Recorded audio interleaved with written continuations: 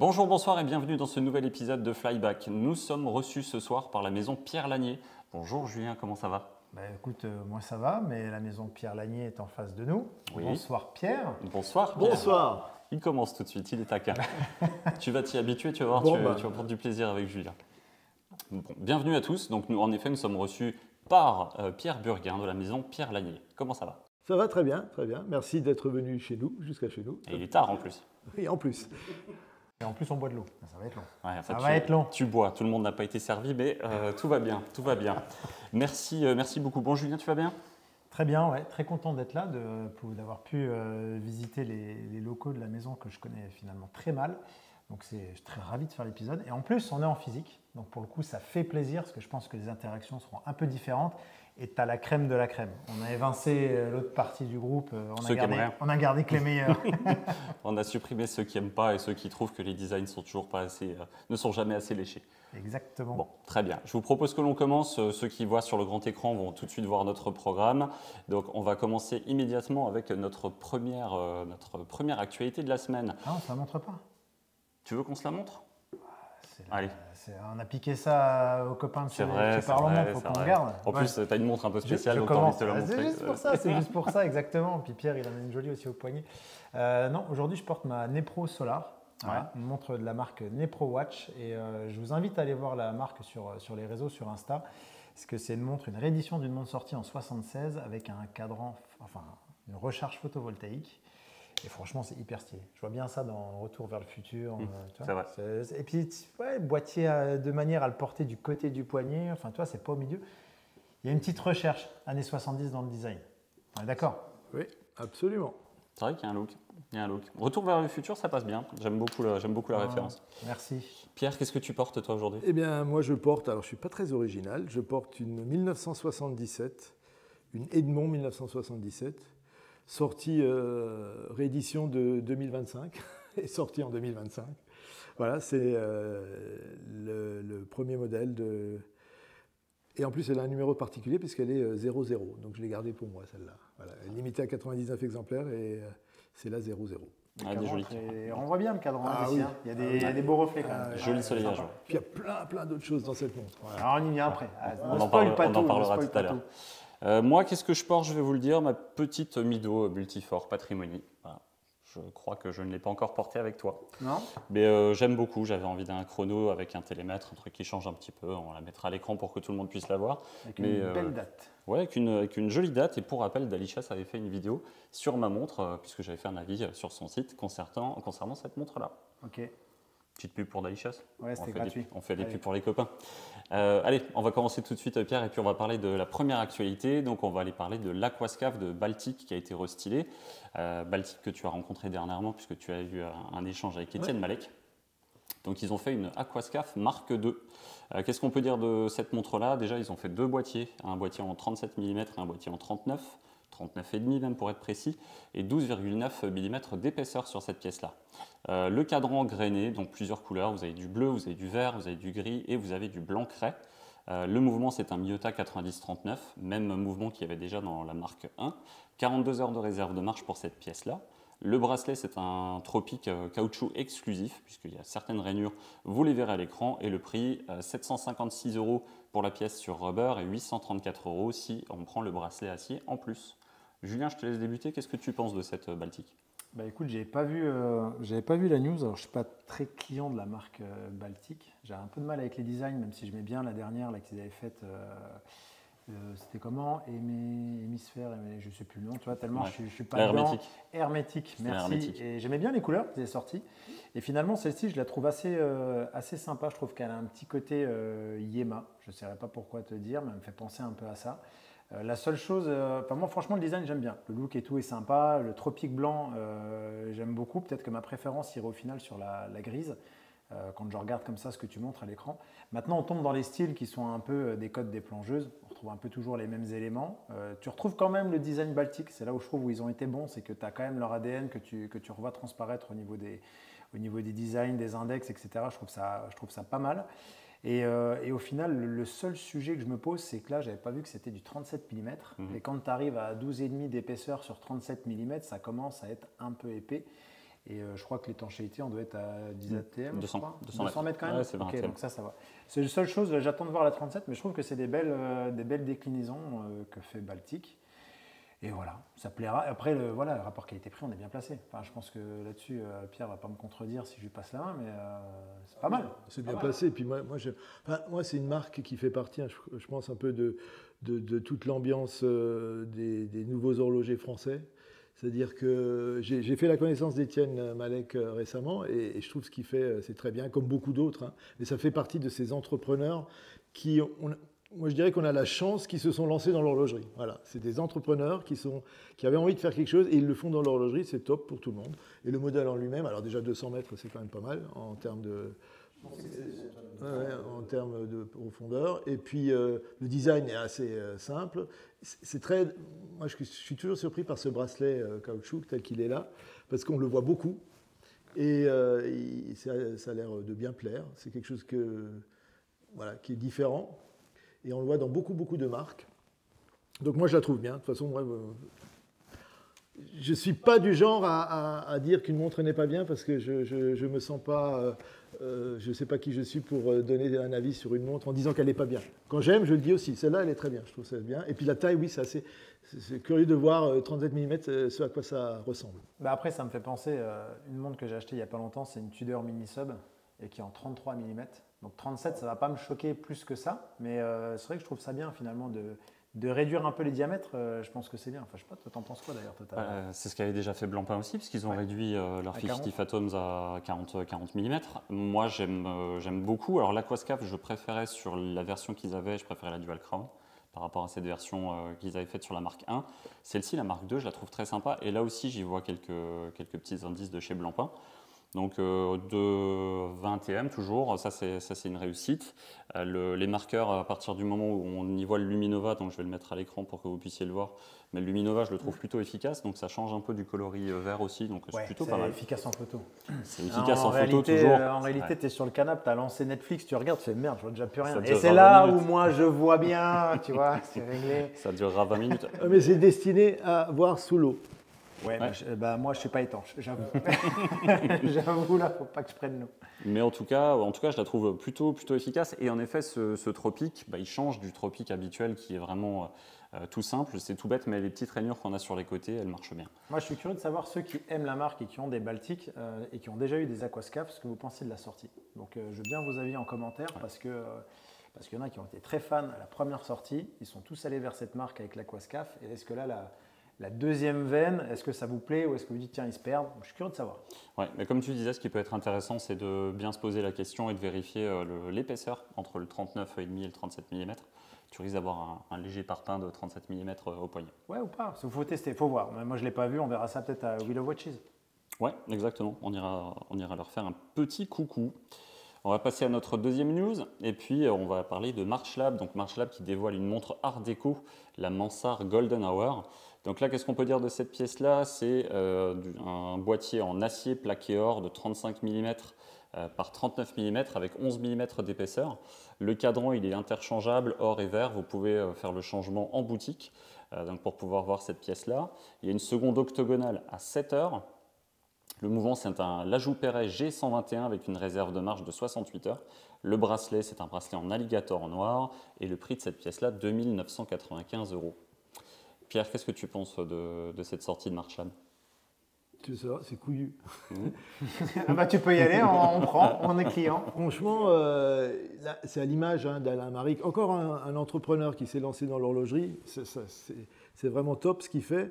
Et là, oui, l'alligator, le doré, le côté un peu rétro, le petit ergot là, entre 4 et 5 heures pour la couronne. Enfin voilà, je trouve que c'est assez particulier et courageux. Et à mon avis, ça va se vendre assez bien, je pense. Ça sort des codes habituels et c'est bien. Bon, toi, t'es fan? Alors moi, j'aime bien. J'attendais de voir ce qu'on ne voyait pas sur la photo qu'on a reçue du draft, si la montre était assez épaisse ou pas. Parce que moi, la seule chose qui me rebute toujours chez Marchlab, c'est ce côté un peu muscle car, tu vois, un peu, avoir les côtés un peu carrés. Et du coup, tu te retrouves avec un réo qui est assez proéminent par rapport à la profondeur et à l'espace du cadran. Et j'avais préféré, quand on avait fait une soirée à Strasbourg, d'ailleurs, chez Longinus, que tu connais également, Laurent Kuhn, qui distribue donc 1977. Tout à fait. J'avais passé une quartz chez eux et en fait je trouvais que là, l'ADN de la marque avait plus de présence au poignet pour moi. Et si celle-ci sort en quartz, je suis client à 200%. On est sur un style vintage qui marche bien. Le full gold, il est excellent. La petite couronne, la petite seconde à 7 heures, moi j'adore. Dans un truc octogonal, on va dire un sous-cadran, cherchez le mot octogonal. Le packaging, on voit qu'ils ont fait en plus un effort dessus. Vous avez de quoi transporter la montre. Enfin, c'est hyper stylé. C'est juste moi l'épaisseur qui me rebute toujours un peu. Et je pense malheureusement, on voudrait dire que faire du quartz, ça reviendrait à réduire en qualité dans l'esprit des gens. Donc il y a l'ajout Perret, etc. Donc ça justifierait le prix que je trouve quand même un peu élevé.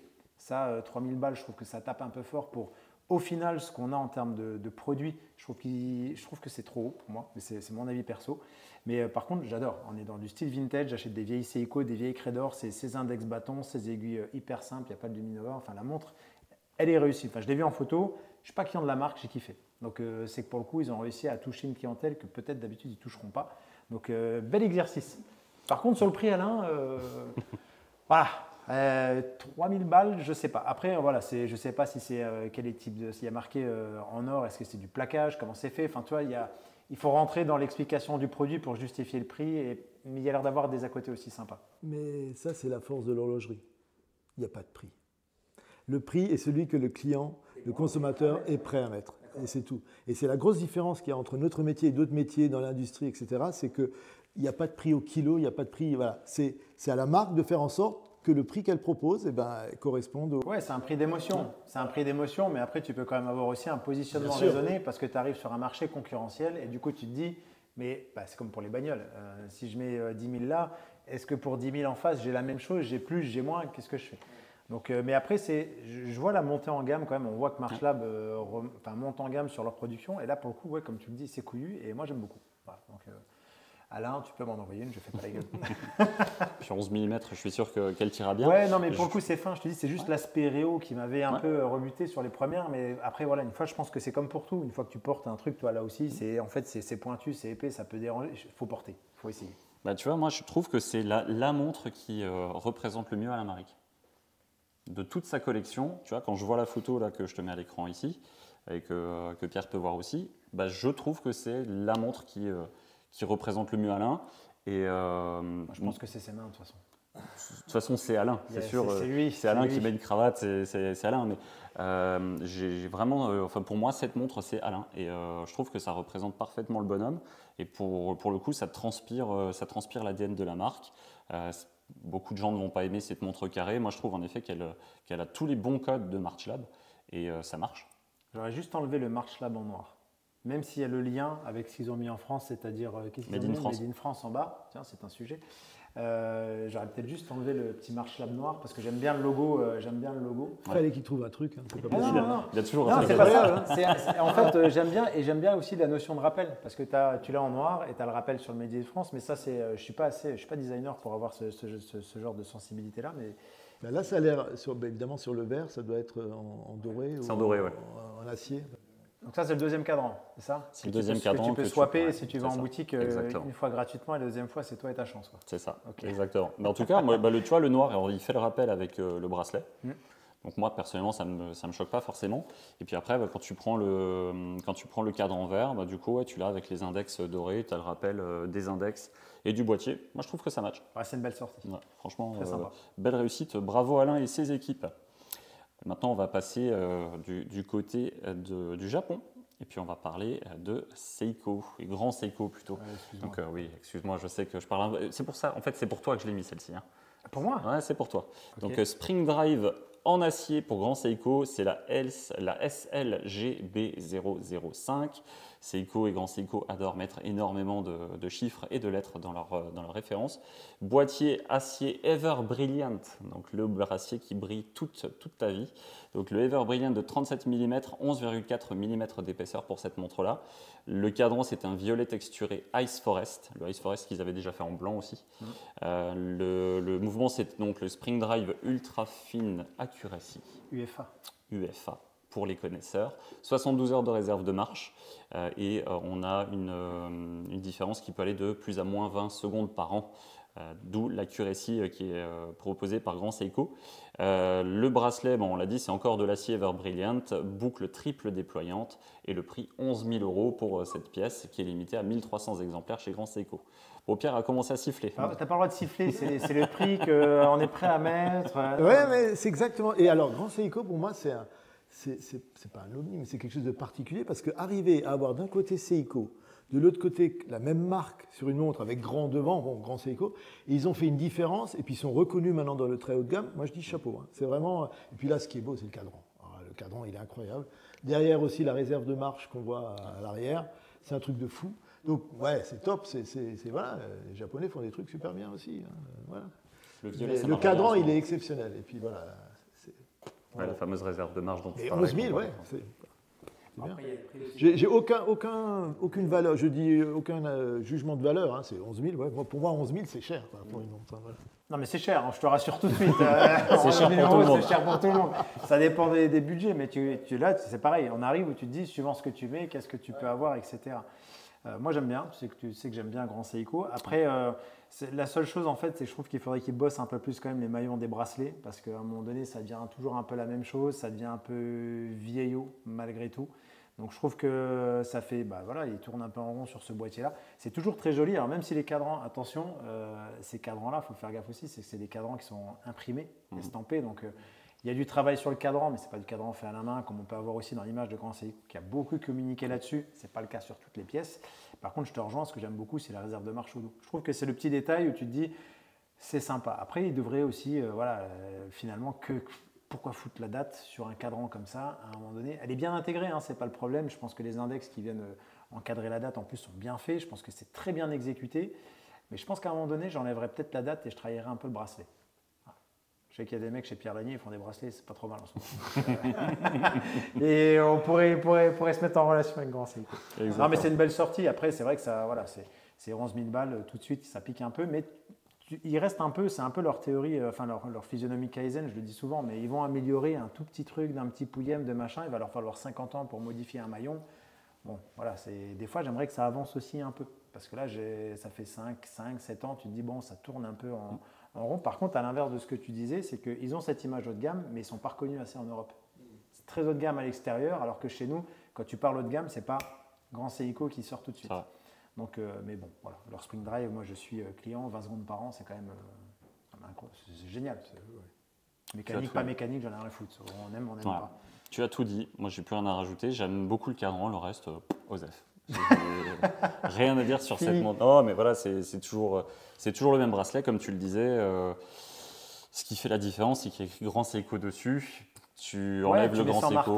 Tu mets une marque asiatique, tu pourrais te poser la question. Après, on achète aussi pour la technicité. Comme pour tout, en fait, hein, c'est le marketing et l'image et tout ce qui va avec. Après, il faut quand même laisser. Ils ont quand même développé le Spring Drive qui n'existait pas. C'est quelque chose qui a été développé par Seiko, chez Grand Seiko. Il faut quand même leur laisser cet aspect mécanique. Ça, on ne peut pas leur enlever. Absolument. Voilà, on a fini les actus ? On a fini les actus. Pour une fois, on aura été presque rapide. Presque. Allez, je vous propose qu'on rentre maintenant dans notre thème de la semaine. Et puis le thème que j'avais envie de vous proposer, c'est, je crois, un thème qu'on a peut-être déjà développé par le passé, mais c'est la collection idéale existe-t-elle et comment la composer ? Donc, en tant que collectionneur et puis surtout en tant que patron de marque, j'aimerais avoir ton avis, Pierre. Et quand on parle de collection, c'est une collection générale, c'est pas la collection d'une marque. Pas nécessairement. Justement, ça reste une collection, hein, tu peux être monomarque. Oui, parce que là, c'est comme la bibliothèque idéale, quoi. Est-ce qu'il faut avoir dans sa collection de montres ça ? Moi, je pense que non, clairement. Encore une fois, on en revient à chacun ce qu'il a envie d'avoir, ce qu'il aime, ce qu'il recherche. Voilà, avoir des choses spécifiques dans une collection de montres, non, je pense qu'il n'y a pas d'incontournable dans l'horlogerie. Voilà. Par contre, avoir une collection, nous, la collection idéale, on aimerait l'avoir, mais on ne l'aura jamais. En tant que marque, on n'aura jamais la collection qu'il faut, parce qu'il manquera toujours quelque chose, il y aura toujours quelque chose en trop, mais ça fait partie du job. Donc tu ne fais pas partie de ceux qui disent qu'il faut avoir une dresse, une plongeuse et un chrono, par exemple ? Enfin, non, franchement, je ne vois pas. Non. Parce qu'il y a tellement de diversité, il y a tellement de choses dans l'horlogerie, que pourquoi arrêter à ça ? S'il y en a un qui n'aime pas les montres de plongée, ben, il prend autre chose. Hein, et voilà. Et moi, je pense qu'il faut des choses un peu différenciantes. Ça, c'est important. Je pense qu'on reste souvent trop dans des choses similaires quand on voit une collection. Alors que le truc qui sort de l'ordinaire, c'est ça qui donne le plus d'intérêt à... Désolé, je fous le bordel. Mais je suis totalement d'accord, c'est ça qui est bien. Mais je te laisse parler pour une fois, je parlerai après. Moi, moi je suis assez d'accord. Disons que les gens qui nous disent qu'il faut avoir 3 montres dans sa collection et que ça rend la collection parfaite, j'ai un peu de mal avec cette notion-là. Tu parles d'influenceurs sur Instagram. Allez, on va pas les citer. Pas que. T'as plein de gens qui disent ça. Surtout les gens qui voient nos collections perso et qui se disent qu'on a trop de montres. Mais non, pour moi, le principe, j'ai commencé avec les chronos et puis je suis parti dans une tendance avec plus de plongeuses. Donc je pense que la collection parfaite, c'est celle qui te fait plaisir. Et c'est comme porter la montre parfaite, c'est celle qui te fait plaisir. Moi, la collection idéale, j'en ai pas. Je me suis déjà posé la question, parce qu'il y a un abonné l'autre jour qui disait sur un sujet de Discord, il disait « Ah, mais je suis un amateur, je ne suis pas collectionneur, je me situe entre 5 et 10 montres. » Je lui dis bah, « D'accord, alors la vraie question, c'est plutôt à partir de quel moment tu définis le début d'une collection. Et en fait, tu peux te limiter à 2. Tu peux te limiter même à 1, parce que le mec, il peut collectionner une pièce de tout ce qu'il veut, une voiture, une montre, une bague, un truc. Donc en fait, tu peux décliner ça dans différentes possibilités. Finalement, tu fais ce que tu veux. Alors est-ce qu'elle existe? J'ai envie de te dire que non, parce que si tu dis oui, ça veut dire que du coup, j'achète plus de montres. C'est ça. Donc comme je n'ai pas prévu d'arrêter aujourd'hui, je pense que non. Et après, comment la composer? Je pense que c'est une vraie question. Et je pense que le seul moyen de composer pour moi une collection, c'est juste d'acheter des montres qui se font plaisir. Et je rejoins Pierre, c'est pas de cocher des cases. Parce que des fois, quand tu as des vidéos de gens qui présentent leur collection, tu vois que le mec, il a une WC Ingénieur, une Breitling Super Océan, il a une Omega Speedmaster, il a machin. Et à la fin, j'ai envie de dire au mec, écoute, c'est bien, j'ai l'impression d'être chez Janton. Tu as acheté tout ce qu'il y avait chez Edouard et Mélissa, c'est nickel. Maintenant, et toi, qu'est-ce qui te fait rêver? En fait, j'ai l'impression que notre collection, elle se définit plus par ce qu'on a pris le temps à chercher. Ça nous parle. Même si ça peut être, tu sais, une montre une Speedmaster, peu importe. Mais si le mec il dit pendant 1 an, j'ai attendu parce que je l'ai essayé, machin, tu sens que c'est un achat réfléchi, pas forcément un achat compulsif. Et en fait, je pense que c'est toutes les décisions d'achat qui définissent la collection. Mais moi, je me pose toujours la question, qu'est-ce que je mettrais comme montre si j'étais pas dans le métier? Et j'en sais rien parce que c'est. Et là, je mettrais une Apple Watch, comme tout le monde. Voilà, fini. Je serais peut-être super basique, j'en sais rien. Mais je me pose toujours la question. À l'époque, j'aurais eu une Swatch. Enfin, est-ce que je serais rentré dans ce métier? Enfin, pas rentré dans le métier. Est-ce que j'aurais apprécié l'horlogerie en tant qu'horloger sans être horloger? Et j'en sais rien. Mais c'est une question que je me pose et j'ai pas de réponse. Mais là, par la force des choses, tu portes ta montre. Mais oui. Pierre, le collectionneur. J'ai que non, non, j'ai pas d'autres montres. Ah bah fin de l'épisode. Non, c'est vrai, il n'y a pas un truc. Dans le temps, j'aimais bien Blancpain, mais je te parle de ça d'il y a très longtemps, parce que je trouvais que c'était racé, suisse, enfin voilà, qu'il y avait quelque chose derrière, mais du temps où ils étaient à la foire de Bâle, hein, donc 20-25 ans. Et depuis, je me pose même pas réellement la question. Il y en a que j'aime pas, hein, ça évidemment, mais je suis plus de j'aimerais bien avoir, j'aimerais pas avoir, non, j'y suis plus. C'est parce que tu es dedans que la notion de plaisir est partie. Oui, et puis ma vision n'est pas la même si tu es dedans que si tu n'es pas dedans, quoi. Voilà, tu as une vision un peu d'industriel aussi, malgré tout, et de pourquoi, comment c'est fait, et donc c'est biaisé. Ouais. Après, moi, je rajoute juste un truc, c'était très drôle, c'est quand on avait fait une petite soirée à The Watch Gallery à Paris. Il y avait 2-3 personnes qui étaient venues du Discord, on avait discuté un peu, et donc j'ai une petite dédicace à Boogie, parce qu'il va regarder l'épisode.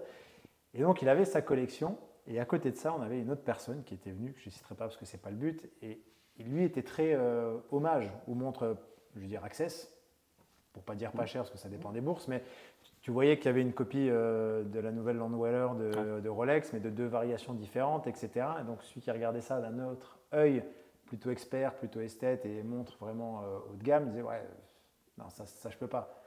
Alors qu'en fait, lui il dit en fait si, moi je peux parce que du coup j'en achète une tous les mois.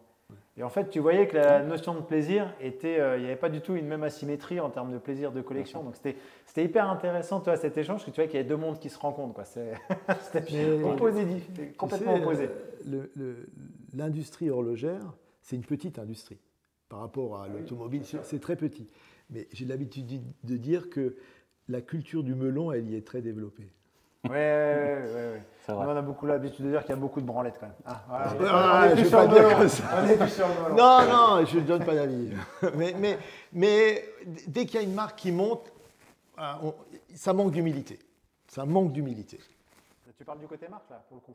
Du côté marque, beaucoup. Mais même, mais les collections, mais c'est dans tout, quoi. C'est dans la voiture, voilà, il y en a qui pensent avoir la vérité. La vérité, personne ne l'a. Et ça manque souvent d'humilité en respectant ce que les autres ont comme avis. Voilà. Ouais, puis après, on aime bien montrer ce qu'on a aussi. C'est des fois, c'est juste pour... Ouais, mais ça rejoint ce que... Le mec, il marche toujours comme ça, tu l'as vu? Ça rejoint, Est-ce que tu l'as vu? ça rejoint ce que disait JC dans un autre épisode où il nous disait justement que lui, ce qu'il aime bien, c'est arriver dans un groupe de collectionneurs avec des montres que tout le monde n'aura pas. Et pour te dire, j'ai échangé avec Corentin sur le dimanche qui s'est passé chez Acron, puisque Acron a fêté ses 10 ans. 10 ans, ouais. Et il m'a dit, il me fait, bah tiens, dans un groupe, on était 3 à avoir une Speed et une personne qui arrivait avec une Rolex. Je dis, ouais, et personne qui ne portait d'Acron. Il fait, ah bah non, il n'y en avait pas. Alors que pourtant, tu vois, Oui, parce que c'était là, une réunion c'était le Acron. truc de dire, bah, comme il y a des gens qui aiment, je veux montrer ma C'est ça. plus belle montre. Alors que des fois, tu as autant de pointés avec un truc marrant, drôle, enfin... Ouais, c'est ça. Puis, Moi, j'aime bien arriver avec un ovni, avec un truc... tu te rappelles, quand on avait rencontré Alain Maric, j'avais marré vélo, et il dit, tiens, c'est quoi ce truc? C'est une montre qui vient de Singapour. Et donc, il était interloqué parce que c'est une marque qu'il ne connaît pas. Donc après, c'est peut-être l'opposé exact. Après, ce qu'il y a de bien dans une collection, c'est de chercher la montre suivante. Je pense qu'en fait, ta collection parfaite, elle passe surtout par la Surtout recherche. pour les- Pour un surtout pour vendeur les de fabricants. montres, c'est l'idéal. Ça, il n'y a pas de doute aussi. Que tout le monde fasse ça, c'est bien. Ouais, ça va. Je crois qu'il y a suffisamment de monde, Ouais, ça se de toute porte pas façon, trop mal. ça, c'est une réponse sans fin. On peut, mais donnez vos avis. Quand on voit We Love Watches, le nombre de marques qui exposent, c'est impressionnant. Hein. Est-ce que vous allez exposer, vous? Oui, 1977.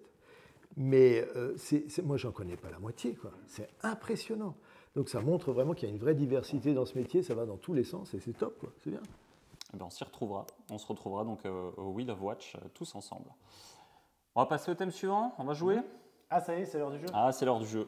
T'es pas prêt. Attention. Ah, T'es pas prêt, Pierre. J'ai pas fait de jeu de mots parce que les jeux de mots c'est ma spécialité, mais là cette fois-ci j'ai eu envie. Ah si, il y a un jeu de mots dans le titre. J'essaie d'en mettre un à chaque fois. Là, je vous ai proposé le choix de l'horreur. Comme ça, il y a heure dedans quand même. Alors, je vais vous proposer deux montres avec des specs un peu différentes. Et puis, il faut choisir. Mais ces montres-là n'existent pas. Ah bon. C'est à l'écran ou pas? Non, je ne le partage pas à l'écran. Toi, tu le vois, mais j'ai pas envie que tu le vois, donc je le cache. Non, j'ai pas fait de. Ah non, mais je pensais que tu avais fait des dessins, Non. un truc chialé, non, donc Non. d'accord, donc c'est vraiment. C'est que à l'oral. ok. C'est pour avoir vos réactions plutôt que d'avoir des T'es PowerPoint. plutôt oral, d'accord. Oui. Ça va. Aujourd'hui en tout cas. Tiens, on va commencer par toi, ça va te faire le cul. Alors, si je te propose une Casio F91 plaqué or 24 carats ou une Rolex Daytona recouverte de stickers Pokémon. Ah bah, la question ne se pose pas, je prends la Casio en or, elle doit claquer, il n'y a pas photo. En plus, je ne peux pas dire je ne mets pas de montre digitale, C'est vrai. ça ne marche pas. Non, ça marche bien. D'ailleurs, il est possible que dans ce jeu, Pierre ait des idées pour ses montres suivantes. Avec les cartes Pokémon là, tu crois? Pas forcément celle-là. Pas forcément celle-là. Pierre, je te propose une Swatch à aiguille remplie de paillettes ou une Richard Mille transparente remplie de slime. Ah, c'est Alors le là- choix de merde. Ah bah on a le jeu qu'on mérite. Hein. Alors là, non, Richard Mille. Richard Mille. Juste à cause de Richard Mille. Juste Parce que l'histoire du gars, c'est quand même assez impressionnant. Cool. Ah bah, on va rester donc sur la Richard Mille. Une RM pour Pierre Il Burguin. vient au prochain podcast. Non, on l'a Ouais, invité. il viendra un jour. Il vient Il Richard, viendra. c'est pas le même. Non, c'est pas tout à fait le même. Allez, je te propose Jules, une G-Shock incrustée de coquillages Ouais. ou une Apple Watch montée sur un bracelet en saucisson sec. Non, bah, ouais, je vois déjà le bras qui pue et tout, c'est bon, oublie. Je vais rester sur la G-Shock, La G-Shock. G-Shock Shell. Ok, Voilà. pas mal. Pas mal, Pas mal. Ah, t'es bon dans le marketing, Ah, c'est bilingue. n'est-ce pas? Pierre, je te propose une Seiko Diver sans aiguille, il n'y a vraiment que le cadran, ou une montre squelette où tout est rempli de confettis. Ah bah non, les confettis, c'est bon, c'est On rigolo. part sur les confettis, ça marche. Julien, une Patek Nautilus en plastique fluo, une Anka, Ouais, c'est ou une montre Burger King édition limitée avec une couronne qui tourne. Une Anka, le calibre. La question se pose pas. Non, bah, après, non, une Burger King. Une Burger King, édition limitée. Avec une couronne qui tourne, Avec une couronne qui tourne. Ouais, dans le cadran. dans le cadran. Mhm. Allez, prends le burger. Je pense que c'est marrant. Ouais, c'est marrant. Ça le marche. burger. Allez. Pierre, je te propose une montre en Lego qui s'effondre quand tu bouges le poignet, ou une Hublot faite entièrement de bois mal poncé. Avec un mouvement pékinienne dans la Lego. On coupera. Non, Lego, allez, Lego, parce qu'ils ne sont pas dans l'horlogerie. Et puis, Ok. voilà. Ça serait une super collab. Le mec qui sort une collab Lego et je crois qu'il pète tout. Je crois que ça a été fait il y a très très très très longtemps, je ne sais plus. Ouais, bah, le prix de la licence doit. Bah, une Richard Mille Lego, quoi. Il faut que c'est un mec comme ça qui prenne un truc. Tu Sinon, m'étonnes. Jules, qu'est-ce que je te propose à toi? Une montre avec un cadran LCD qui affiche l'heure en comics sans MS. ouais. Tu le vois, le Ouais, comics sans MS? je le Ok. vois bien. Ouais, Ou une l'écriture montre à dégueulasse. gousset, mais version fidget spinner. Quoi? Le spinner. Ah, un spinner. Ouais. Ok, donc je le lis. Non, c'est bon, je prends la première. Tu prends la première, ok, donc on part sur du comics sans MS. Ça marche. Pierre, je te propose une Breitling avec un cadran en peau de serpent ou une Cartier Tank tapissée de moquette léopard. Voilà, moquette léopard. Moquette. Je crois qu'il y a une marque qui a sorti un truc comme ça là, il n'y a pas longtemps. Là. Justement, j'ai vu ça sur les réseaux, je ne sais plus le nom. Je vais retrouver pendant que tu fais le jeu. Et j'ai l'impression qu'ils ont fait un espèce de cadran style moquette comme ça. Je te jure. Là, il y a Marchlab qui sort un cadran léopard. Sur la mansarde. Non, mais Marchlab, c'était pas de la moquette. Ah non. Ah, c'était une impression. Là, ça ressemble vraiment à. C'est de la moquette. Ouais. Ok. Je vais chercher en même temps. Bon, très bien. Bah, écoute, là maintenant, c'est toi qui dois me Vas-y, donner vas-y. une réponse. Donc, une montre solaire, mais avec un mini panneau solaire vissé sur le verre, ou une automatique avec un rotor qui fait poète à chaque tour. L'automatique. L'automatique qui fait poète. On est des gros bouffes. On change pas une équipe. Génial. Non, mais ça doit être marrant ça. Pierre, je te propose une Omega Speedmaster avec des aiguilles en forme de baguette. Donc baguette du pain, hein, bien sûr, ou une Panerai avec un bracelet en velcro arc-en-ciel géant. Oh, la baguette. La baguette. La baguette. Mais j'ai l'impression d'être au Burger Quiz, là. Ouais, c'est un peu ça l'idée. Et après, tu vas manger des nuggets avec des sauces qui piquent. Tu vas voir. Mais bien sûr. Ouais. Allez, Jules, qu'est-ce que je te propose? Une montre connectée qui ne fait que Tamagotchi ou une Rolex Submariner qui sonne comme un réveil à 3 h du mat tous les jours? Non, je vais prendre le. Mais en fait, c'est juste, j'aime pas la Submariner, donc le Tamagotchi. Voilà. Ça me va, j'aime bien. Pierre, je te propose une montre en forme de banane ou alors une montre en forme de mini micro-ondes avec une porte qui s'ouvre. Con, ça. N'importe quoi. Ouais, le micro-ondes, allez. Allez, le micro-ondes. Ah oui, non, mais après, je me suis amusé. Hein. Une montre squelette pour toi, Jules, avec à l'intérieur un hamster mécanique qui court. Ouais, Ou ok. une montre digitale qui affiche l'heure, mais en morse. En morse? Ouais. Ça fait les chiffres aussi en morse? Ça fait tu. Non, mais rien que pour l'aspect SPA, je peux pas prendre le hamster. Donc je vais rester sur le morse, mais. C'est un hamster mécanique. Hein. Ah, c'est un automate. c'est un Alors automate. je prends le hamster. Tu prends le hamster? Ouais, Ok. Si c'est en automate, je prends le hamster. Très bien. sûr. C'est un outil. J'aime bien. Pierre, je te propose une montre sur laquelle le cadran est remplacé par un miroir grossissant ou une montre avec un cadran à encre qui se dissout quand tu la regardes. Plus poétique. Ouais, j'ai du mal à m'imaginer, mais le cadran grossissant, il me fait peur. Donc on va aller sur l'autre. Ça marche. Et Jules, la dernière, elle est pour toi. Une montre ultra luxe incrustée de diamants mais avec un bracelet en scratch d'écolier. Ou alors une montre Casio basique mais gravée Franck Muller en marqueur. Ah non, je prends la première. Petit côté gitan. Avec les diamants, je pense que ça serait stylé. Ah, Ok, c'est allez, bien. on part Allez. sur la montre du gitan. Ça marche. J'aime bien. Bon, bah écoutez, merci à tous les deux. Moi, vous m'avez fait bien J'ai rire. hâte de voir la montre Pierre Lanier four. Voilà. Micro-ondes, pas four. Pardon. Des montres qui font un four, on va éviter de les proposer à Pierre Lanier. Maintenant, on va rentrer dans notre addiction de la semaine. Oui. Je t'ai perdu sur celle-là. Oui, c'est bon, je suis là. Je t'en Ok, prie. merci. Je t'en prie. Donc, on va rentrer dans notre addiction de la semaine. Et Jules, est-ce que tu as une addiction de la semaine à part la montre que tu portes au poignet?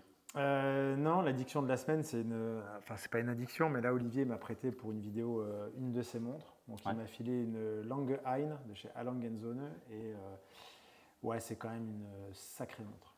Donc, c'est pas une addiction, c'est juste un plaisir de porter pour le coup. En plus, il a mis un bracelet sport dessus, rien à voir avec la montre. Et en fait, elle est hyper versatile. Le fait de changer comme ça, je ne pensais pas. Et donc, je la porte là. Et ouais, c'est pas une addiction, c'est un plaisir de la semaine. Voilà, parce que je ne me payerais pas 30 000 balles là pour le coup. Tu vois, ça fait 3 grands Seiko, donc j'irai pas jusque-là. Mais ouais, c'est pas. Sinon, dans l'actu horlogère globale, j'ai pas vraiment regardé. Je t'avoue que je suis resté un petit peu déconnecté. Et donc, j'ai pas vu de trucs qui m'ont fait un petit effet waouh, à part la 1977, cadran bleu. La cadran saumon est très sympa aussi. Ouais, non, mais il y a des cadrans effectivement qui sont cool, mais sinon, non, dans l'actu sortie là récente, quand on fait, j'ai pas vu un truc où je me suis dit, tiens, c'est comme pourrait dire Pierre, tiens, c'est incroyable, ils ont changé un truc ou quoi. Non, là, j'ai pas. Bah. Très bien. T'as vu quelque chose, toi? Non, moi, j'ai pas d'addiction. Je suis plutôt en désaddiction de montres en ce moment. Tu vends? D'accord. Non, c'est surtout, j'ai pu essayer. Je vous avais dit en addiction pendant une semaine, une Super Océan de chez Breitling. Et j'ai eu le plaisir d'en tester une la semaine dernière. Et ça ne me convient pas. T'as eu le plaisir de la rendre? Ouais, je l'ai rendu à son propriétaire. Et puis, voilà. Ce ne sera pas pour moi. Mais je l'aimais bien en photo. Donc, voilà, ça a été ma petite désaddiction. Pierre, est-ce que toi, tu as une addiction horlogère? Ah ouais, j'ai découvert une nouvelle marque cette semaine là, qui s'appelle 1977, c'est assez incroyable. Et moi, au début, je croyais qu'il était sérieux. Je me suis dit, putain, mais j'y ai cru. Depuis tout à l'heure, il dit qu'il aime pas les montres. Il a peut-être découvert vraiment un truc. Moi, mon addiction en montre, c'est celle qu'on a toujours. Enfin, c'est la montre qu'on n'a pas encore sortie et que j'ai envie de sortir. C'est-à-dire quand Arnaud, qui est notre responsable du design, souvent je lui dis bon, il faudrait faire un truc comme ça, ça se fait évidemment pas en une semaine ou un mois. Donc moi, c'est celle-là qui m'intéresse. C'est celle que j'ai envie de voir arriver dans la collection et qui n'est pas encore. Voilà. Et si jamais tu devais acheter une montre aujourd'hui, je sais rien. T'as pas, non mais dans ton inconscient personnel, tu as parlé de Richard Mille pour le bonhomme, tu te dirais pas tiens si un jour, voilà, si je parle d'une montre qu'on te donne, pas besoin de prix, tu te dis tiens ça je prendrais. Une Blancpain. Mais Blancpain, c'est vraiment il y a très très très longtemps. Et non, franchement, et je me la pose cette question, hein, mais non, j'ai pas un truc que je voudrais. C'est pas que j'aime pas hein, certaines montres, mais j'ai pas un truc où c'est celle-là dont je rêve. Non. Voilà, je suis désolé les gars. C'est pas grave, on va couper. Hein. Bon, très bien. Est-ce que tu as une petite anecdote à nous raconter? Une anecdote? Il y a un truc rigolo, quand j'ai vu cette histoire d'anecdote, quand j'avais 12 ans, il y a très longtemps, et ça nous amènera au début de l'histoire, donc mes parents se sont lancés dans l'horlogerie, ils ont importé des montres digitales. Et ils avaient reçu, je ne sais pas, 200, 300 ou 400 montres pour le stock, mais il fallait les mettre à l'heure. Parce que c'était à l'heure de Chine, hein, donc il fallait les mettre. Donc avec mon copain voisin Alain, je me souviens, on a mis à l'heure toutes les montres, hein, 300 montres qu'on a mises à l'heure. Et quand on avait fini, moi j'étais tout content, je suis allé voir mon père, je dis hey, tu peux me donner un petit pourboire et tout. Et puis il a regardé, il dit les gars, vous savez que vous avez oublié de les démarrer. Donc on avait réglé 200 montres ou 300 montres, mais elles n'étaient pas réglées du tout. Bah, donc voilà. C'est pas mal. Belle maîtrise quand même. C'est une belle maîtrise. C'est horloger. Ça se... sur une montre quartz quand même. C'est-à-dire que tu t'es dit. Une digitale. Non, mais une digitale. Pas une quartz. Ah, quand même. Non, une digitale. Ben, c'était la grosse mode des digitales. Hein. C'est comme ça que ça a démarré. J'ai pas dit ça du tout, mais non. Ok, j'aime bien cette anecdote. Elle me plaît beaucoup. Je te propose de nous présenter ta marque et de nous présenter ton cursus. Et puis comme ça, ton cursus, on va commencer. T'es DRH, ouais, complètement. Bah, oui. Tu comptes t'embaucher. Ah, mais j'ai envie en fait que tu puisses présenter ton histoire et ton histoire horlogère aux gens qui nous regardent et qui nous écoutent, afin qu'ils puissent déjà mieux te connaître et puis savoir comment on en est arrivé à 1977. On est tombé dedans, je dis on parce que ça commence avec mes parents, mais par hasard. C'est-à-dire qu'en 1976, ma mère avait dit à mon père, tu me trouves un truc à faire ou je vais bosser quelque part. Et ils ont fait un tour d'Europe, ils ont essayé de trouver un produit à importer. Et ils sont tombés à Hanovre, à la foire de Hanovre, sur un gars qui importait des montres digitales de Chine, sous une marque qui s'appelait Piratron. Et mon père a dit, tiens, on pourrait faire ça. Et c'est comme ça que ça a démarré. Et ils ont commencé à importer en France des montres digitales. C'était le tout début du quartz, hein, donc il y avait les montres LED, où on appuyait dessus, il ne fallait pas appuyer trop longtemps, sinon la pile était vide, ça apparaissait en rouge, et toutes sortes de montres, calculateurs, enfin voilà, c'était vraiment ça pendant des années. Et mon père, c'est quelqu'un qui avait envie de faire les beaux-arts, et ses parents lui ont dit, tu fais menuisier, électricien, enfin voilà, un métier, un vrai métier. Et donc, il avait envie de créer. Et dès qu'il est rentré dans l'horlogerie, là-dedans, par ce biais de montres d'importation, eh ben, il a eu envie de créer sa marque. Et c'est comme ça que Pierre Lanier est né. Et il a démarré Pierre Lanier. Et quand il a commencé Pierre Lanier, c'était évidemment plus des montres digitales, c'était des montres quartz, mais avec aiguille. Et il a tout de suite acheté les montres. Il est allé dans le Doubs, dans le Haut-Doubs, Charquemont, toute cette région-là. Et il est allé voir les fournisseurs qui lui ont fait les montres sous sa marque. Et c'est comme ça que ça a démarré. Donc ça, c'était en 1980 à peu près, puisque la société a commencé en 1977. Et moi, j'étais là-dedans, comme dit, hein, dès le plus jeune âge, j'étais dedans, mais pour moi, c'était une évidence que je ferais ça après, même s'il n'y avait pas de plan en tête. Et quand j'ai fini mes études d'école de commerce, je me suis dit, bon, il faut quand même que je parte, que j'aille voir, j'aille faire autre chose ailleurs. Mais avant, j'ai fait ce qu'on appelait à l'époque un VSNE, c'est-à-dire que au lieu de faire mon service militaire dans une caserne, je l'ai fait pour une entreprise à l'étranger. Bon, l'entreprise, on a trouvé, c'est une entreprise qui vendait des montres, Pierre Lanier, et j'ai créé la filiale de Pierre Lanier à New York. Donc je suis parti avec 2 valises, une valise de montres, une valise de fringues, et je suis allé à New York et j'ai démarré ça. Petit Frenchie, j'avais 22 ans, je devais en faire 15 à peu près, quoi. Et c'est comme ça que ça a démarré, moi, dans la montre. Et puis, une fois que j'avais fait ça pendant 1 an et demi, j'avais fini mon VSNE, j'ai dit je pars. Et donc, je suis parti à l'étranger. Ma femme, à l'époque, ce n'était pas ma femme, mais ça allait la devenir. Elle était allemande, elle habitait Francfort, donc je me suis installé à Francfort et je suis parti quelques années. Et après, il y a eu l'appel du large du retour. Et en 92, je suis revenu dans l'entreprise et j'ai rejoint l'entreprise en 92. Le directeur commercial partait. Et mon père m'a dit, avant de recruter, est-ce que tu as envie de revenir ou pas? Et puis je suis revenu comme ça, et puis depuis je suis là. Voilà. Donc on est horloger de père en fils, mais enfin bon, pas réellement, mais voilà.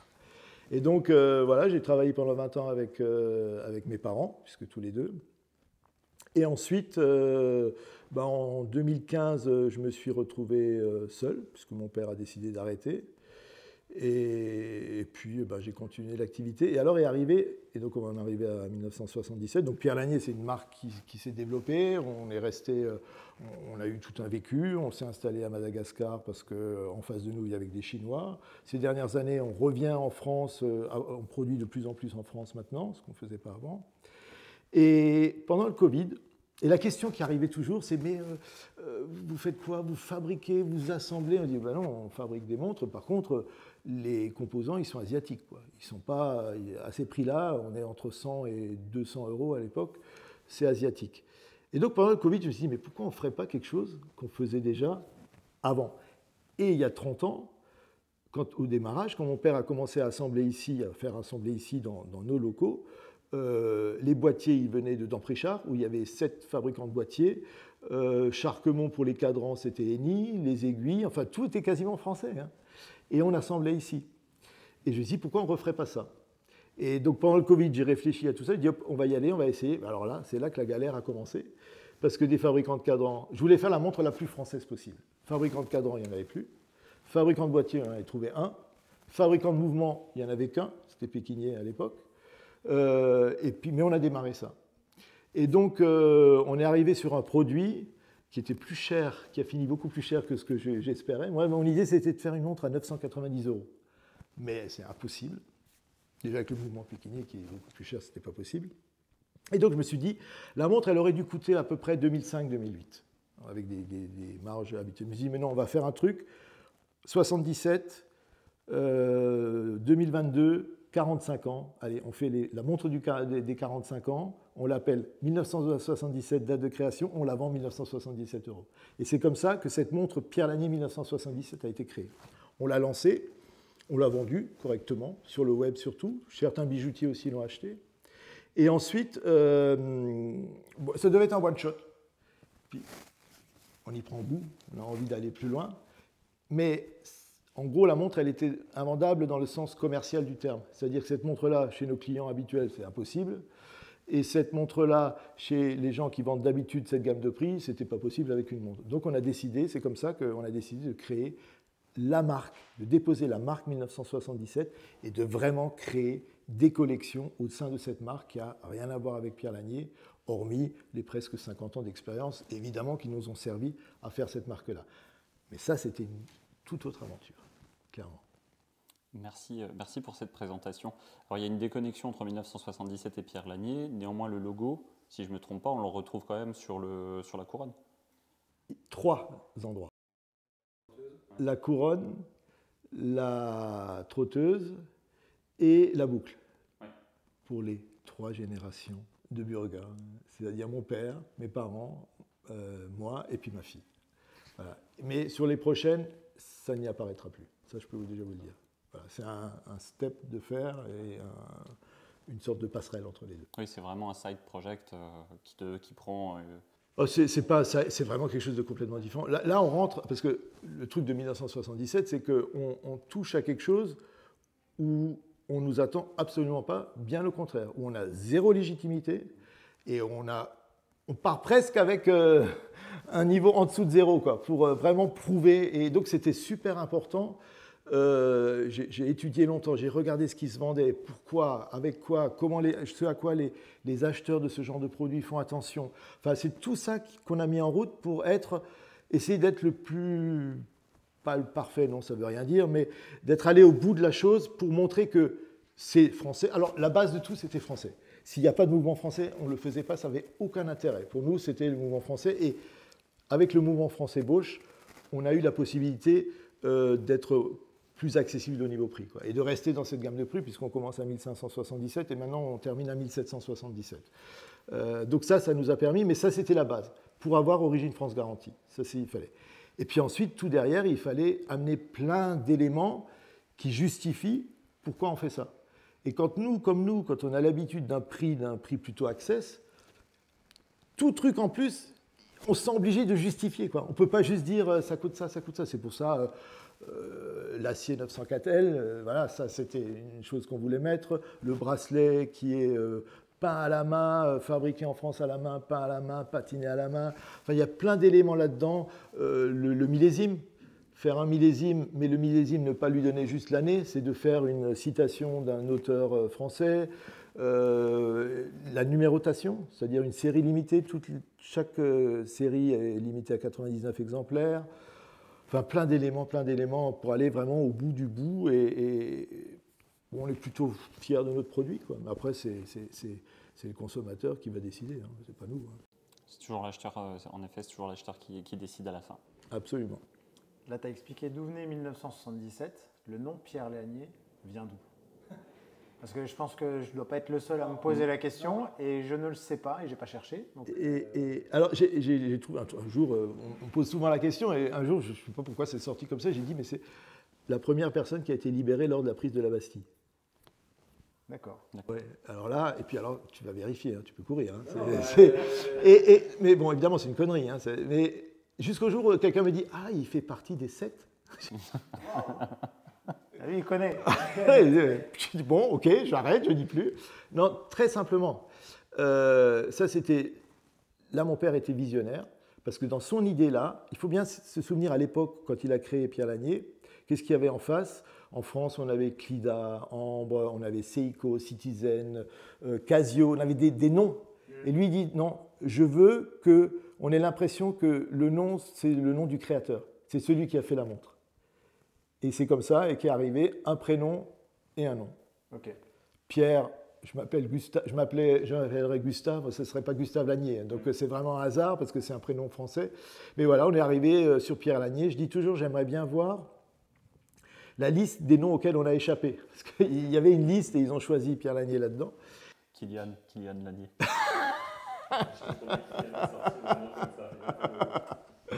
Et maintenant peut-être, oui. Et voilà, et donc la raison, elle est vraiment...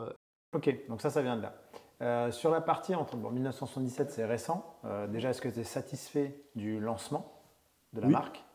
Oui. Alors, en termes de retour, je veux dire, en termes là, parce que c'est assez récent finalement, mais je veux dire, la perception qu'on a eu le public par rapport à l'annonce, toi, les revendeurs, enfin, tu vois, comment ça a été accueilli? Ça a été accueilli, il a fallu expliquer. Plus aux revendeurs, je pense, qu'aux consommateurs. Expliquer pourquoi Pierre Lanier fait un truc comme ça et qu'est-ce que c'est que Pierre Lanier fait comme ça.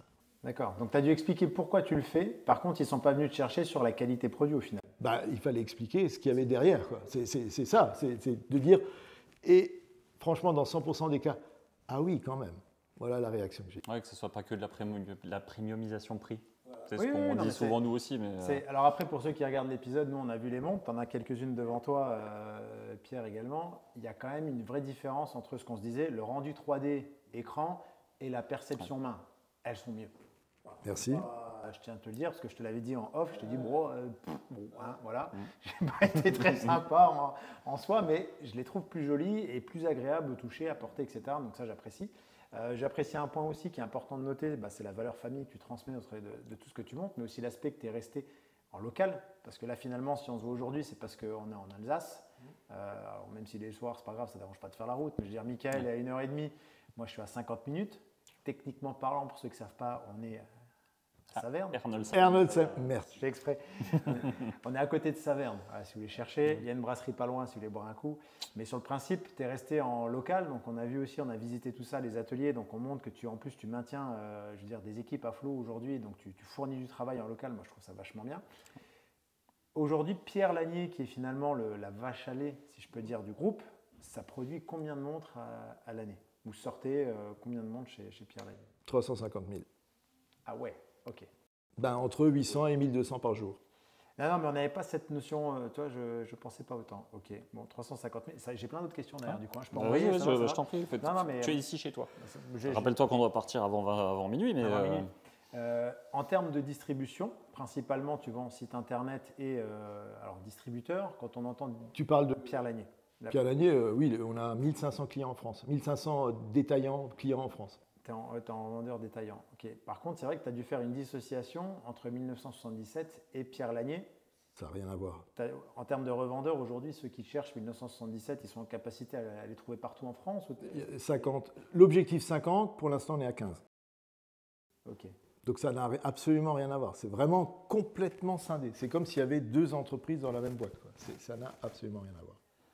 Okay, donc peut-être d'où l'intérêt des salons, là on va devoir à Wheel of Watches de permettre de toucher un peu plus de personnes. Ou un salon en Allemagne, il y a Watchtime qui est à Düsseldorf 15 jours après Wheel of Watches où on sera aussi. Et voilà. Ok. Et sur la partie, on va dire purement distribution, au début quand tes parents ont créé Pierre Lanier, est-ce qu'ils ont eu un peu, parce qu'on va dire l'épisode d'IEMA pour les citer, c'est pas pour leur faire un tacle, hein, c'est qu'en fait eux ont distribué par des revendeurs et ensuite ont décidé de carrément se désengager des revendeurs pour ensuite maintenant y revenir. Enfin voilà, il y a eu ce coup-là. Toi, tes parents sont toujours restés fidèles au réseau de distribution locaux. Comment ça s'est passé là-dessus? Parce que 1500 vendeurs, ça fait beaucoup quand même, quoi. Et surtout pour écouler. Depuis le premier jour. Okay. Quand il a démarré, quand mon père a démarré, il y avait des montres de ce type-là digitales qui étaient à quartz, comme on disait à l'époque, qui étaient dans les bureaux de tabac, des choses comme ça. Ils sont allés. Son souhait, c'était tout de suite d'aller chez le détaillant, alors qu'il n'était pas du métier, hein, d'aller chez le bijoutier et dire. Et son slogan, c'était le bijoutier peut aussi vendre ça.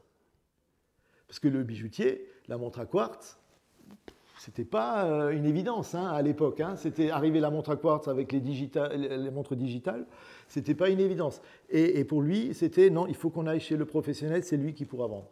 Et c'est comme ça qu'il a démarré. Et c'est un peu ce qui fait notre différence aussi, et peut-être qu'on n'est pas toujours aussi performant sur le web, parce qu'on a cette culture du détaillant. Et quand on a commencé, la majorité des marques qui se lanceraient comme nous, comme 1977, en lançant une marque un peu niche, un peu plus premium, ils vont tous par le net.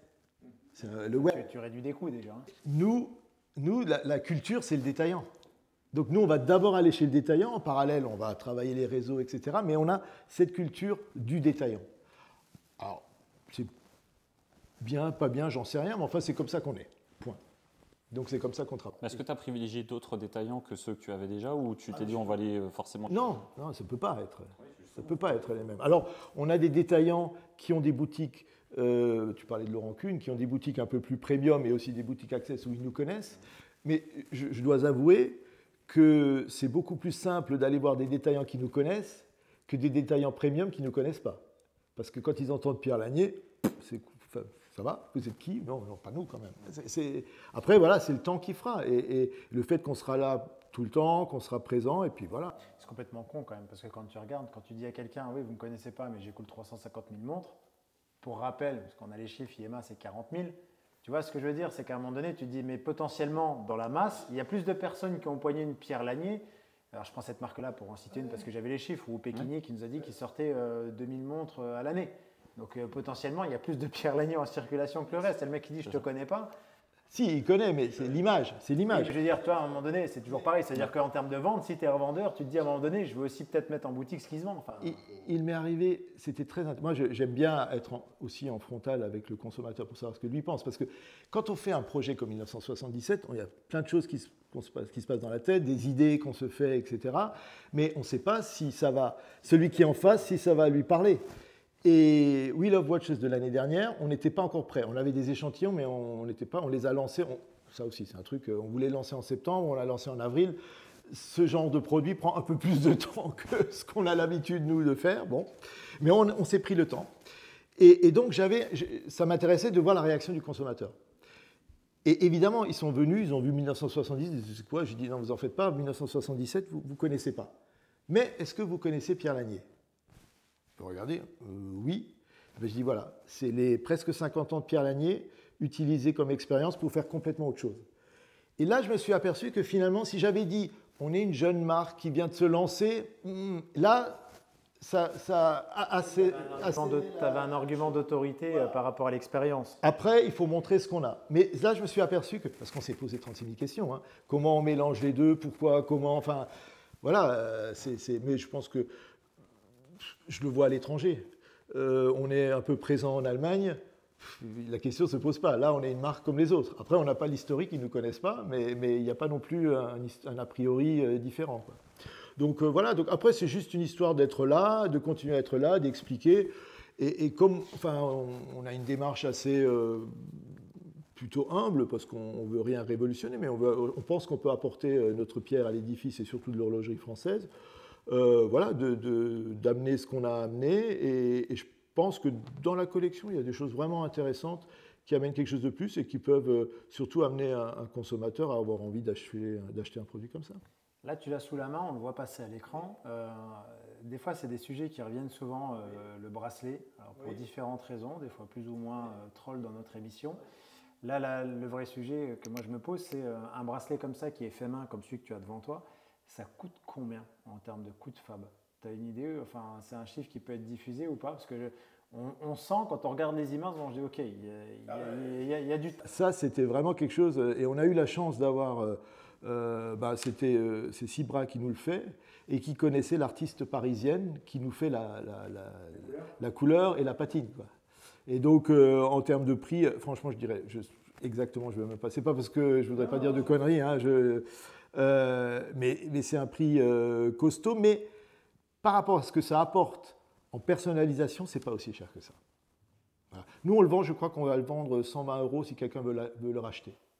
Ah, on dit, bah, c'est même pas cher. Enfin, c'est pas cher. Je veux dire, quand tu vois le travail fait, Ah non, et puis chacun est différent, quoi. Mais ça fait partie des choses où on s'est dit, tiens, là, on pourrait amener quelque chose de différent.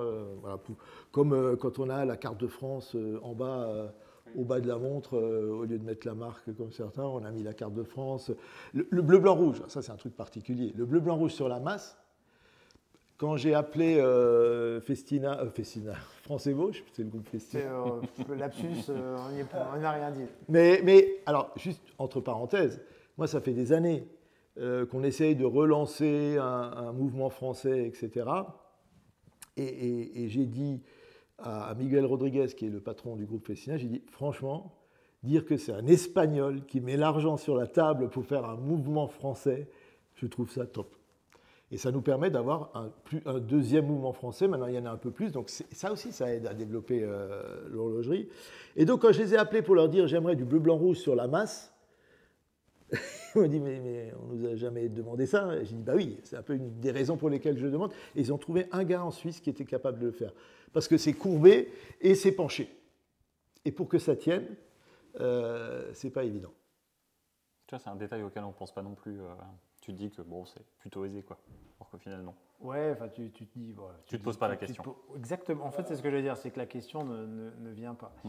Moi, ce que j'en retiens aussi quand on regarde les deux marques, et pour ceux qui découvrent un peu Pierre Lanier et 1977, c'est plus que finalement, aujourd'hui, Pierre Lanier, j'ai l'impression qu'il y a un peu un laboratoire, c'est-à-dire que tu peux te permettre un peu plus de fantaisie aujourd'hui sur Pierre Lanier, que tu ne peux pas faire aujourd'hui étant lancé sur 1977, qui a une image que tu veux ancrer, etc.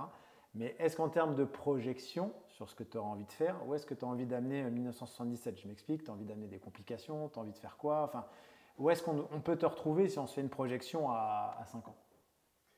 Quand on reviendra faire le 850e épisode.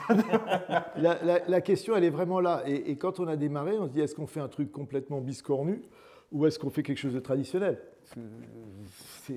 Après, vu la légitimité qu'on n'avait pas, on s'est dit, on va rester un peu dans le plus traditionnel. Alors, en termes de mouvement, on va avoir une difficulté, c'est qu'il faut qu'il soit français. Donc on est... oui, non, mais sinon, il n'y a aucun intérêt. Et de toute façon, on ne pourrait pas être OFG, donc Origine France Garantie, donc il n'y a aucun intérêt. Et moi, si je le fais, c'est parce que c'est français. Si je n'avais pas trouvé un mouvement français, si je n'avais pas eu le France-ébauche pour vraiment faire une collection plutôt accessible, sinon on aurait été à 3000 et ça aurait été trop une collection. Il ne fallait pas qu'on dépasse les 2000 €, ce n'était pas possible. Si je n'avais pas ça, on ne l'aurait pas fait. Donc ça, c'est vraiment le nerf de la guerre, il est là. C'est le mouvement français. Donc, s'il y a un fabricant de mouvement qui nous fait des complications, nous on sera. Moi, j'ai été le premier client extérieur à la marque chez Pékinier. J'ai été le premier client extérieur à la marque, enfin même le premier client tout court, de chez France-ébauche. Pour une marque qui fait 100 à 200 € de prix moyen. On n'est pas là, mais ça, c'est le truc que j'ai envie de faire. Tu as une vision qui est différente. J'ai vraiment envie de faire quelque chose, et dès que j'ai les moyens, la possibilité de le faire, je plonge dedans. Donc pour répondre à ta question, j'en sais rien. Je pense qu'au niveau, il faut qu'on se lâche plus, clairement. On est trop traditionnel maintenant. Si on arrive à montrer voilà, ce qu'on sait faire, avec tout ça, on va essayer de chercher un peu de diversité, un peu de choses différentes, voilà, et que ça apporte un peu quelque chose aussi de neuf. Alors que dans ce métier, il y a déjà beaucoup de choses qui sont faites. Hein, donc, c'est pas aussi évident que ça. J'ai une dernière question, après je te laisse. Vas-y, je t'en prie. Moi, ce que j'apprécie, alors encore une fois, le produit est très bien. C'est vrai qu'on a derrière, ici à l'écran, on a ce qu'on voit, donc la masse, etc. Alors, c'est ce qu'on s'est dit. Hein. J'ai dit, tiens, pourquoi France-ébauche ne fait pas un peu plus de perlage sur le mouvement, sur les ponts, etc. Mais ça, c'est des discussions qu'on avait à part. Aujourd'hui, sur la gamme 1977, je vais te donner un avis plutôt, là pour le coup, plutôt négatif, dans ce sens-là. Je déteste à titre personnel les gammes qui ont des prénoms. Parce que je me dis à un moment donné, on se retrouve avec Arsène, Edmond, je crois que c'est ça. Après, on va voir Jean-Philippe, Brigitte, Jonas, Alexis, Kevin, Kylian. J'exagère le trait. Et en fait, je me dis à un moment donné, qu'est-ce qui a motivé finalement? Je me pose cette question-là. Je me dis pourquoi avoir voulu mettre un prénom? C'est peut-être en lien avec ce que tu as expliqué à la base, Pierre Lanier, etc. Non, pas du tout. Ou c'était tes enfants, tes petits-enfants, d'autres, j'en sais rien. Mais... On en revient à la littérature française. C'est des héros, c'est des héros de la littérature française. Tu as Arsène Lupin, bien sûr, et le comte de Monte Cristo. Et maintenant, je ne trouve plus son nom. Edmond Dantes. Après, tu as Athos, Porthos et Aramis. Une montre Porthos, j'aimerais bien. Une montre Porthos. Non, mais parce qu'après, tu avais cette question-là, donc elle est liée à ce que tu dis, parce que tu as des marques qui le font déjà. Et en fait, des fois, je me dis, tiens, ils tournent un peu en rond, ils s'enclavent un peu dans un truc français. Et voilà. Il y a de la poésie, parce que si tu regardes sur le site, il y a une citation de François Valéry. Paul Valéry. Il est dégueulasse. Aimons-nous vivants. Aimons-nous vivants. Tu la mettras en dessous, là. Je pense que je vais d'ailleurs faire un photomontage sur le site et je mettrai une photo de François Valéry. Mais oui, non, on sent la poésie. Ouais. Non, l'idée, alors déjà pour trouver des citations, puisqu'on veut que chaque millésime ait sa citation, mais ça c'est déjà un peu l'idée de l'après, seconde main et tout ça. Ah oui, c'est la Edmond avec le millésime Paul Valéry. Alors, je peux vous donner déjà l'auteur du prochain millésime, puisque 2026, il y aura un nouveau millésime, une nouvelle citation. Je ne vous donne pas la citation, mais je me suis dit, Paul Valéry, c'est bien, mais c'est un peu franco-français. Comme je vois qu'on a un petit potentiel aussi à l'étranger, on a pris Victor Hugo pour la prochaine citation. Donc là, ça parlera un peu plus aussi à notre... Donc la collection, elle s'appellera Victor. Si on n'est pas trop con, on devrait avoir trouvé. Non. Ah, bah alors là, j'ai deux prénoms déjà. Une déclinaison. Si c'est un personnage de littérature de chez Victor Hugo, ça peut être Gavroche. Ouais, ce que je voulais dire, il y a Les Misérables. Et du coup, t'as pas la montre. T'as que la boîte et la citation. Ouais. Et c'est vrai, il est vrai qu'on a réfléchi au nom de la collection. Quoi. Tu dis comment on les appelle, on est passé par 36 000 trucs. Et après, c'est paru, franchement, je ne sais même plus qui a pensé à ça, c'est parti comme une évidence quand on a dit, mais oui, on est dans la littérature. En gros, franchement, ça fait un peu bateau de dire ça, mais l'idée c'était aussi de mettre un peu de culture dans la collection. Et la citation, elle vient de là au début. Et après, on a dit, pourquoi on ne ferait pas alors des auteurs? Et puis après, on dit, mais non, il y a des héros. Puis c'est là, tout le monde parle du comte de Monte Cristo, donc Edmond Dantès, ça paraissait logique. Et puis le côté un peu plus sport, Arsène Lupin, ça collait aussi. Après, les prochaines, on verra. Enfin, on ne fait pas une nouvelle collection tous les 6 mois non plus. Donc. Bien sûr. J'ai une dernière, après j'arrête. Ok. Mais après, j'aurais fait l'épisode des questions. Jean-Charles n'est pas là, donc je fais. C'est pas faux. T'expliques donc du coup ta collection. Ça, j'ai bien compris, c'est clair. Est-ce que du coup, tu te fermes à d'éventuelles collaborations? Ah non. Bon, je t'explique le cadre. Admettons, des jeunes entrepreneurs ayant un podcast te disent « Pierre, on t'aime bien, on voudrait faire une collab. » Parce qu'on en a fait une il n'y a pas longtemps pour la boutade. Mais je veux dire, demain, comment tu verrais ça? Est-ce que du coup, dans ton choix de collaboration, parce que c'est des sujets des fois qu'on apporte aux marques en disant « Pourquoi vous travaillez avec tel influenceur, pas avec d'autres? C'est quoi vos valeurs derrière tout ça ?» Est-ce que demain, si tu viens à faire une collab, est-ce que ta notion de valeur sera aussi importante de travailler avec des personnes qui véhiculeront ces mêmes valeurs, ou vous entendrez là-dessus, ou tu diras non, je vais peut-être aller chercher un artiste, même si je ne suis pas d'accord avec ça, parce qu'il apporte un truc. Enfin, tu vois, comment tu verrais des notions de collab? Non, moi, j'aimerais bien faire une collab avec un con qui n'est pas sympathique, etc. C'est l'idéal. C'est ce qu'on recherche tous, hein, le mec antipathique au possible, personne... Non, mais évidemment que ça... Bien, on se casse. C'est évident que ce sera avec quelqu'un. Moi, je pense aussi beaucoup dans la gastronomie, des choses comme ça aussi, de trouver des collabs. Je pense que ça passera par des collabs avec des gens qui ont les mêmes visions. Il faut que ça soit français, ça c'est clair. Mais voilà, non, mais tu vois, je veux dire, tu mets. Alors, c'est français.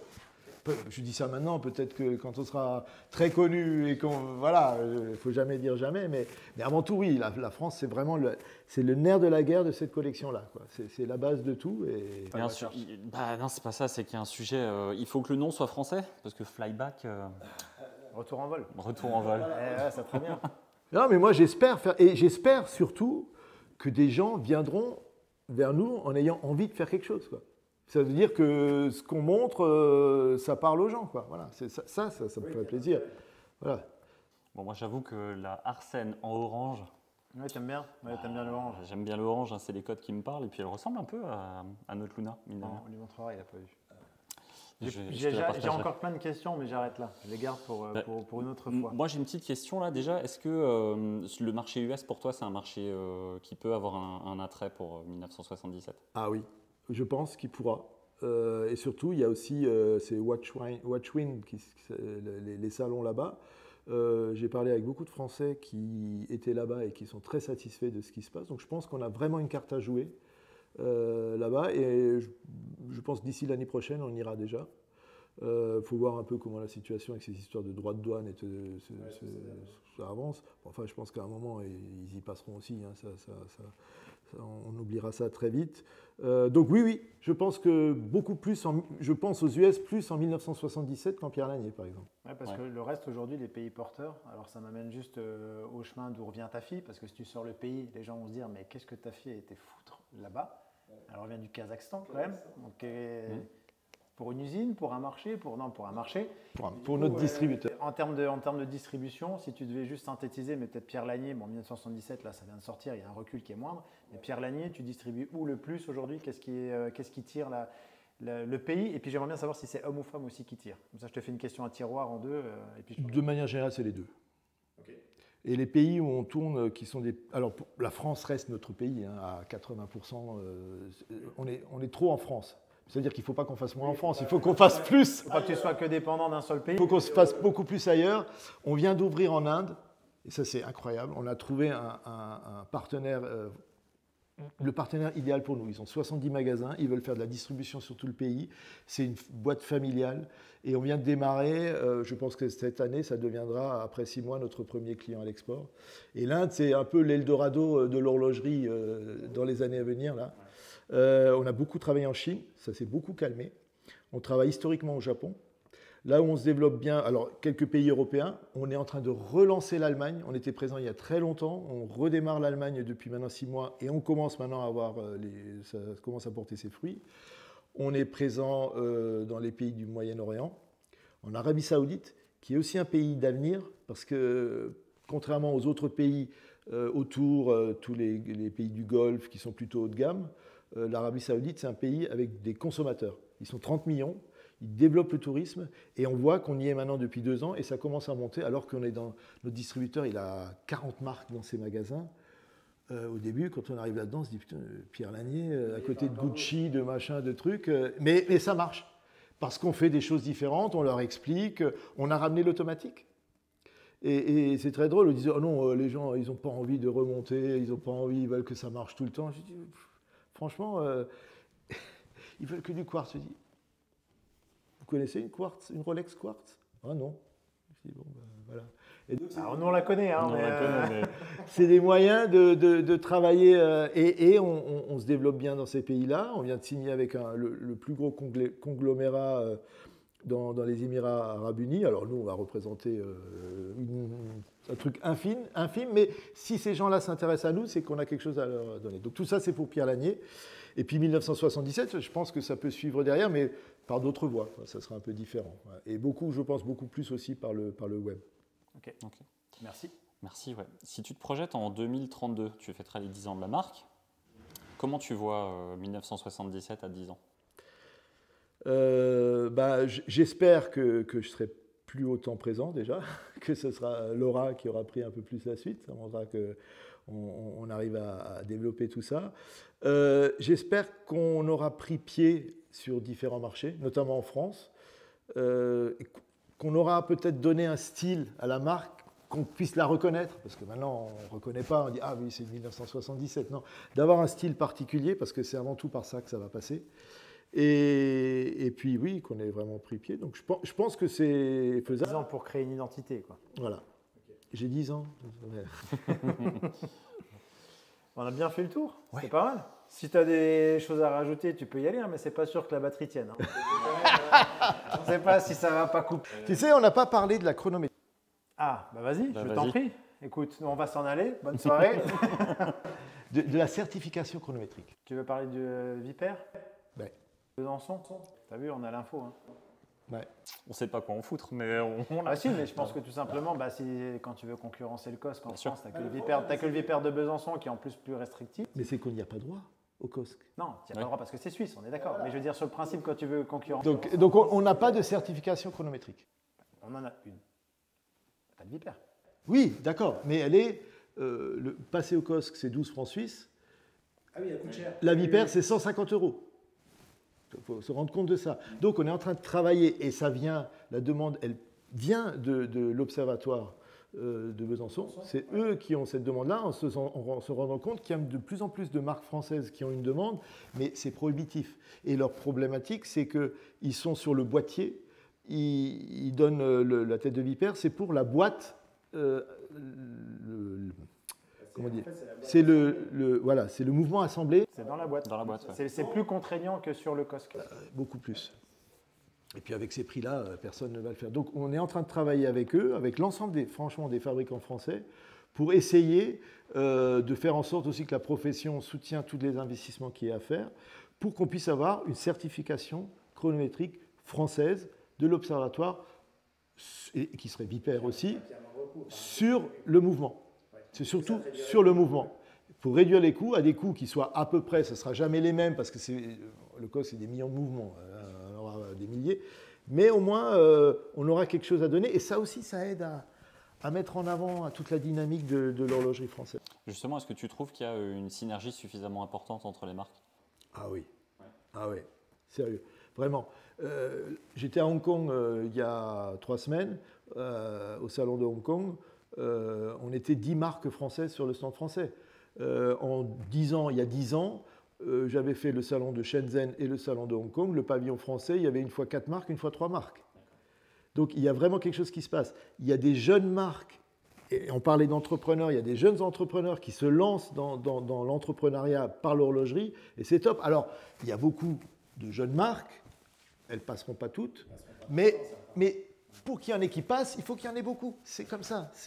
Donc, et puis, je trouve aussi que les marques un peu historiques se bougent pas mal aussi.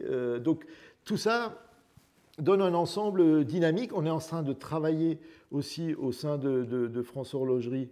On est en train de travailler un espace collaboratif d'innovation qui doit être mis en place à Besançon et Morteau. C'est dans le cadre du projet France 2030 pour que toutes ces marques puissent accéder à du prototypage, à différents éléments et qu'elles soient aidées pour se développer. Donc il y a plein de choses qu'ils ont faites, mais c'est pour les années à venir. Moi j'aime bien le Vipère de Besançon, bonne idée. Je sais. Dernière question pour ma part. Si c'était possible, est-ce que tu pourrais envisager, par exemple, pour 1977, de faire une collab, mais avec un créateur? Oui, moi franchement, nous, on est. Alors, s'il y a bien un truc, c'est qu'on est ouvert à tout, tant que ça fait sens. On n'est pas. Moi, je disais avant, hein, ça manque un peu parfois d'humilité dans la profession, et je pense qu'il faut qu'on soit ouvert, qu'on aille chercher des idées partout, et alors que ce soit créateur. Après. Des créateurs vraiment connus, ça va coûter une blinde. Hein, donc, mais il y a des choses à refaire par ailleurs avec des créateurs qui ont la même idée que nous, qui se lancent aussi. Enfin, il y a énormément de possibilités. Et français. Et français. Ah oui, français, oui, ça, c'est français, c'est sûr. Bon, bah. Et nous, il faut qu'on... Voilà, on est amené, de toute façon, c'est aussi un métier dans cette gamme de prix où ça joue beaucoup avec les collabs. Donc, je pense qu'on sera amené à faire des collabs. Bon, nous, on n'est pas connus, mais on n'est pas cher. Voilà. Bah, j'attends toujours ton chèque, mais bon, c'est pas grave. T'es vraiment pas cher. Non, pour le coup, je suis moins cher que moins cher. Bon, très bien. Bon, allez, on va passer maintenant à la dernière partie du podcast. C'est la partie YouTube et réseau. Donc, avant de te demander si tu regardes un petit peu le YouTube horloger, je vais d'abord demander à notre cher ami ici présent s'il a une vidéo. Qu'est-ce que tu as Dans les tuyaux, Ouais. j'ai signé un gros contrat avec une marque à Saverne pour un épisode. Donc, c'est pas 1977, c'est pas à Saverne. C'est une brasserie. C'est un épisode brassicole, figure-toi. Tu vois. Non, là, je reviens de Suisse, donc je ne sais pas quand on va sortir cet épisode-là, mais donc j'ai été faire 2-3 épisodes Nick Temer avec Olivier. Donc on prendra le temps d'en refaire parce qu'on voudrait aller au Musée international de l'horlogerie pour faire des épisodes un peu plus particuliers. Et dans les tuyaux, ouais, j'ai 2-3 discussions avec des marques, donc ça peut être très sympa. Et par contre, ça ne sortira pas avant 2026 si ça doit se faire parce que ça nécessite déplacement, ça nécessite du monde, etc. Donc voilà, je ne spoil pas parce que c'est pas fait, mais si ça se fait, c'est très sympa. Et puis Pierre Lanier, je suis présent. Donc Ce qui serait bien, c'est de faire un PLT Pierre Lanier 1977. Oui, j'ai compris. On va en discuter, on verra avec Pierre. Voilà, c'est pas avec moi que la discussion se fera. Très bien, merci beaucoup. Pierre, est-ce que toi, tu consommes un peu de YouTube, et surtout du YouTube horloger? Je regarde de temps à autre, il y a vraiment de tout. Il y a de tout. Et de n'importe quoi aussi. Il y a du bon et du moins bon. Il n'a pas voulu le dire comme ça. On est dans le n'importe quoi. Après, c'est lui qui a voulu associer son image à la nôtre. Nous, on n'a pas vraiment insisté. Non, on lui a fait 2 blagues, il a dit « je prends ». Mais par contre, il y a de tout. Et ça demande aussi aux gens qui regardent de s'informer un petit peu, quoi, de ne pas prendre le premier venu et de le prendre à la lettre, de regarder par ailleurs, parce qu'il y a des choses super intéressantes aussi, hein, qui permettent vraiment d'en savoir un peu plus, et sur des marques, et aussi sur des termes horlogers, des choses comme ça. Donc c'est plutôt pas mal. Mais après, il y a des certitudes, c'est gonflant, toutes ces certitudes. C'est énervant. Mais ça n'a rien à voir avec l'horloger, ça, hein, c'est dans tout. Hein, c'est YouTube de manière générale. Hein. Très bien. Eh ben, merci beaucoup, Pierre. Moi, je pense que... Toi, tu n'as pas d'actu, toi. Moi, j'ai pas d'actu. Moi, j'ai une vidéo qui sort tous les 10 ans, donc, et j'en ai une qui sort chaque semaine. C'est Flyback. T'as un podcast. Podcast, voilà. Mais c'était très sympa. Ouais, c'était très bien. C'était un épisode spécial que j'ai beaucoup apprécié tourner. Donc, merci de nous avoir reçus, Pierre. Merci. Merci d'être venu. Merci pour la visite de l'usine. Nous, on se donne rendez-vous la semaine prochaine. Pas sûr. Pas sûr, je vais toi. voir ce que je fais. Toi, c'est vraiment pas sûr. C'est vraiment quand je veux. C'est vraiment quand je veux. Ça la demande. C'est à la carte. Bon, en tout cas, nous, on se revoit la semaine prochaine. Allez, ciao. Je n'étais pas prêt pour le cut. C'est allé trop vite. Ciao. Au revoir.